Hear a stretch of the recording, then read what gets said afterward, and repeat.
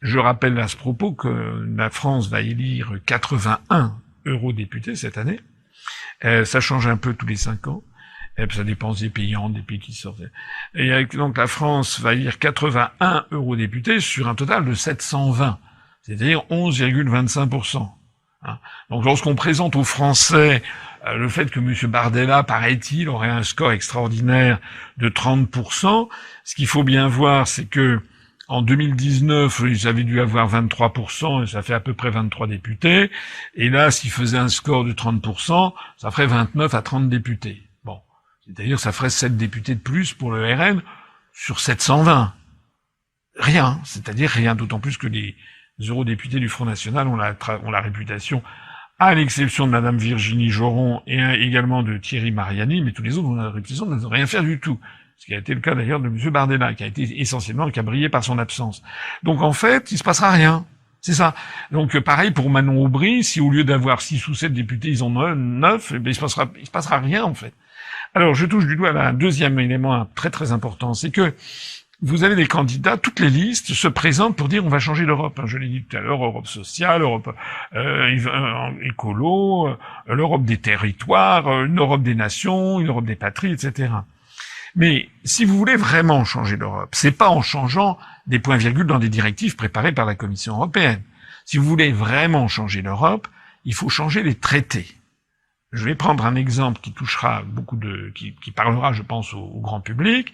Le problème de l'agriculture en France.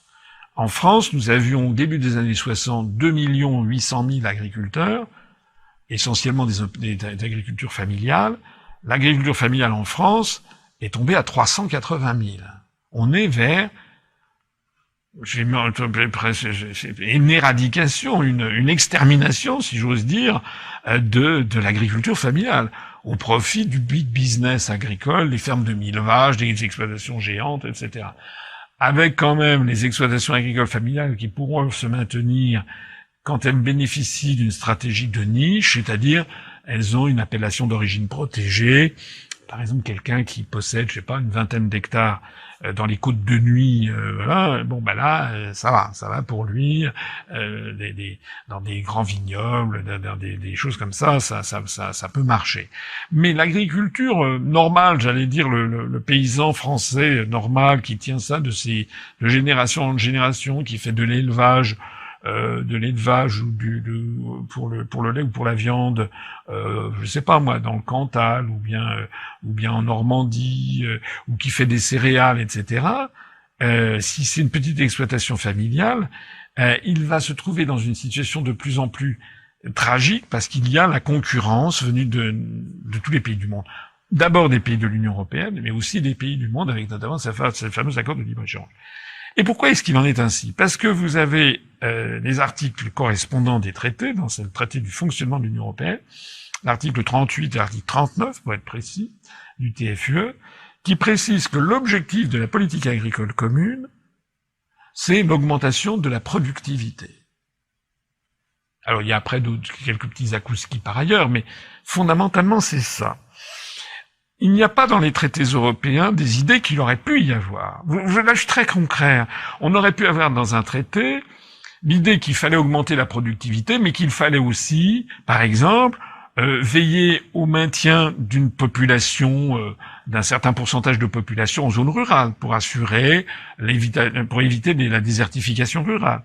On aurait pu avoir aussi que la politique agricole commune favorisait les cultures biologiques, voilà, la qualité organoleptique des aliments, le bien-être animal. On aurait pu avoir tout ça, par exemple, qui serait venu donc atténuer, contrebattre le principe de la productivité maximale, c'est-à-dire le principe de la loi du fric, en fait. Bon, mais ça n'existe pas. Et donc, quand vous appliquez les traités, les directives, certes, on peut avoir à la limite des trucs sur le bien-être animal, etc., mais c'est en contradiction avec les grands principes généraux qui favorisent la loi de l'argent, et c'est pour ça d'ailleurs qu'on a ces accords de libre-échange.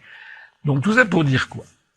Tout ça pour dire que moi je vois les Républicains, les agriculteurs c'était un peu leurs électeurs traditionnels. Je vois que les Républicains, M. Bellamy dit on veut une Europe qui protège nos agriculteurs familiaux. Bon, mais pourquoi ils descendent dans la rue et qu'ils brûlent tous les agriculteurs familiaux? Parce que ça fait des années qu'on leur dit. Et ils constatent quoi? Ils constatent qu'année après année, élection au Parlement européen ou pas élection au Parlement européen, ça ne change rien. Parce que c'est toujours l'article 38 et l'article 39 qui s'appliquent. Donc, pour changer ça, il faudrait changer les articles en introduisant des clauses comme celles que je viens de dire. Mais faire ça, ça veut dire quoi? Ça veut dire qu'il faut que l'ensemble des 27 gouvernements se mettent d'accord, puisque, en vertu d'un autre article, article 41-1 du traité de l'Union européenne, il faut que ce soit l'unanimité des 27 États membres. Et ça, c'est assez normal qu'il y ait une nécessité de l'unanimité, puisqu'on touche à la souveraineté de chaque État. Mais ça veut dire quoi? Ça veut dire que la France, dans des négociations qui s'ouvriraient, pourrait défendre l'intérêt de ses agriculteurs en disant, voilà, il faut mettre absolument le respect des AOP, le bien-être animal, le maintien de, je sais pas, mettons, 5 ou 10%, l'objectif doit être de maintenir, je sais pas, 10% du PIB dans l'agriculture, je sais pas. Bon. L'Italie serait sans doute d'accord, l'Espagne probablement. Mais les pays du nord de l'Europe, les Scandinaves, pas du tout. Parce que pour parler crûment, si vous êtes suédois ou finlandais, vous préférez acheter des tomates cerises au Maroc plutôt qu'en France parce qu'elles valent 4 à 5 fois moins cher. Donc eux, ils ne vont pas être d'accord. Or, il faut l'unanimité. Donc s'il faut l'unanimité et que vraiment le gouvernement français met tout son poids, à ce moment-là, il va y avoir des tractations politiques qui vont s'engager et donc on va traiter d'autres sujets. On va ouvrir des boîtes de Pandore. Les Scandinaves vont dire, bon d'accord, on va faire un geste peut-être sur ça, mais nous, il faut que vous fassiez un geste sur d'autres trucs. Par exemple, je sais pas, la filière bois, la filière papier, avec le bois qui vient de Scandinavie, ou bien pour les fleurs aux Pays-Bas, etc. Donc on va ouvrir des quantités de chapitres, donc c'est ce qui explique que les remises en cause des traités, les dirigeants européens le fuient comme la peste, parce que, en fait, c'est des boîtes de Pandore. Imaginons que malgré tout ça, on arrive à un accord. Il faut qu'il y ait les 27 gouvernements dont les intérêts sont divergents, puisqu'ils ont des pays, des nations, des peuples aux intérêts divergents. Imaginons que les 27 gouvernements tombent d'accord sur un texte, à la virgule près. Ils signent donc. Mais vous connaissez le droit des traités. Une fois qu'un traité a été signé, il faut ensuite qu'il soit ratifié. Et pour les traités européens, il faut que tous les pays signataires ratifient, sinon ça ne marche pas. Donc la ratification, ça se fait quoi? C'est un deuxième temps dans le processus. Ce sont les parlements nationaux, ou bien une ratification par référendum. Or, la signature ne vaut pas ratification. C'est vraiment un autre stade. On l'a vu en 2005. En 2004, le gouvernement français avait signé le traité constitutionnel européen. Ça a été soumis pour ratification par Chirac. Il a préféré la voie référendaire plutôt que la voie du Parlement, réunie en Congrès. Chirac a soumis ça aux Français. Les Français ont dit non. Donc la ratification n'a pas eu lieu. Et les Pays-Bas, 3 jours après, ont fait comme la France, les Néerlandais ont refusé la ratification. Donc il y a bien 2 stades différents. Si vous avez suivi mon raisonnement, pour changer les traités, il faut l'accord de 27 gouvernements sur un texte unique qui concilie des intérêts inconciliables, et ensuite il faut avoir l'accord de 27 parlements nationaux ou éventuellement des référendums. Donc déjà, c'est impossible à obtenir. C'est d'ailleurs pour ça qu'ils ne veulent plus changer les traités. C'est devenu impossible, surtout que bientôt, ça sera pas 27, mais ça sera plus de 30, 32, 35. On aura l'Albanie, la Moldavie, le Monténégro, la Géorgie, enfin bon, ça devient totalement impossible. C'est une mayonnaise qui a pris en masse.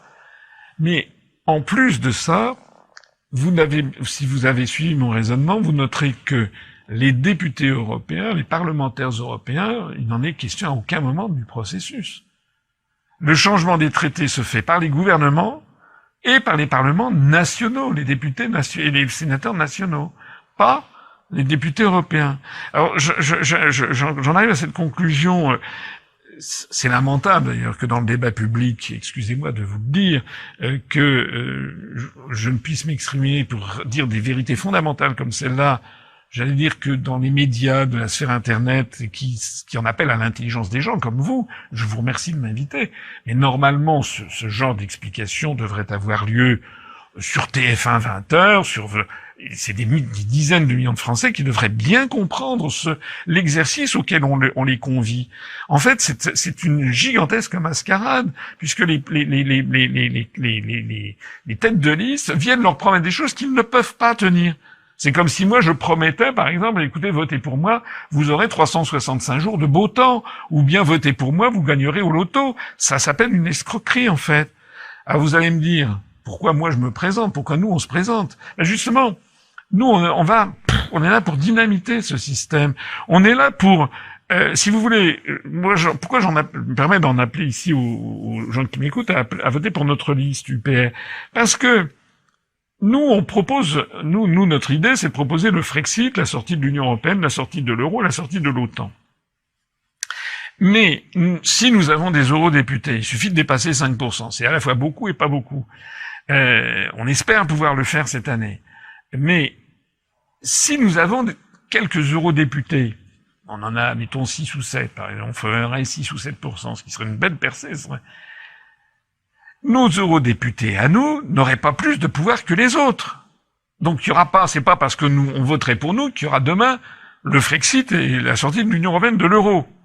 Mais là, ce qui changera, c'est que d'un seul coup, le débat sera porté sur la table. Or ça, c'est ce que justement, en France, on ne veut pas que ça ait lieu.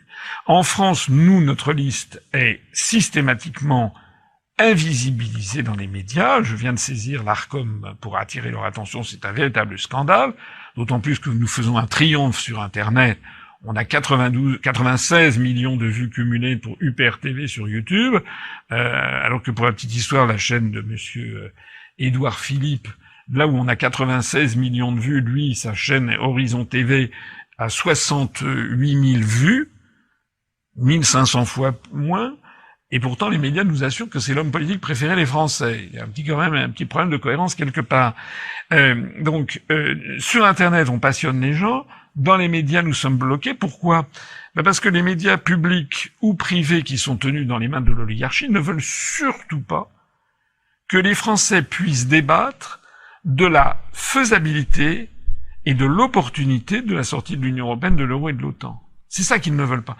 Et donc, lorsque j'appelle les gens à voter pour notre liste, je leur dis que même si vous n'êtes pas parfaitement convaincus, vous devriez quand même être convaincu par une chose, c'est qu'il faut que ce débat, il ait lieu. Il va avoir lieu un peu partout, et parce que là, par ailleurs, la France est lancée dans un véritable désastre sur lequel on va peut-être revenir. Mais que les choses vraiment soient claires. Moi, depuis que j'ai créé ce mouvement politique, je dis toujours la vérité aux Français. Hein. Et même si parmi les gens qui m'écoutent, il y en a des gens qui en préfèrent voter parce qu'ils ont des affinités avec tel ou tel parti, il y en a, je reconnais, il y en a qui votent pour le RN, d'autres pour M. Zemmour, d'autres même peut-être pour LFI, etc., ou pour les Républicains. Ils devraient quand même, en leur fort intérieur, se dire, tiens, je vais envoyer quand même un avertissement au parti pour lequel je vote. Moi, j'en vois beaucoup de gens qui sont des déçus du RN, des déçus de Zemmour, des déçus des Républicains, des déçus de LFI, parce qu'ils constatent en effet qu'ils ne s'opposent plus. Et en faisant ça, c'est un avertissement sans frais qu'ils envoient à leur propre parti politique qu'ils affectionnent en disant « Là, je vais vous envoyer quand même un message. Je trouve que ce que dit M. Asselineau est quand même tout à fait intéressant. C'est scandaleux que vous ne refusiez de débattre de ces sujets. »